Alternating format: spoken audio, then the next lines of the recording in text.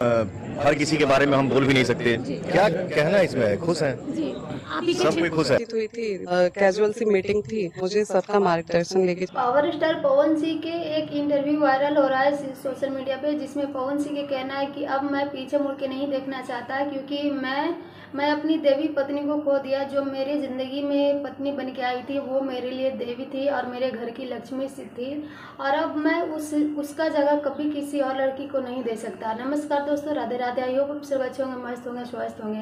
अगर चैनल पर नया है तो चैनल सब्सक्राइब करके प्यारा सा लाइक में जरूर करें। पवन सिंह कहते हैं कि मेरी पहली पत्नी यानी नीलम सिंह, जो अब इस दुनिया में नहीं रही, जब पवन से नीलम सिंह की शादी हुई थी तब बस 3 महीने के बाद ही वो सुसाइड कर ली थी, वो भी पवन सिंह के घर में ही। और पवन सिंह कहते हैं कि उनके साथ सिर्फ 3 महीना के ही तो था।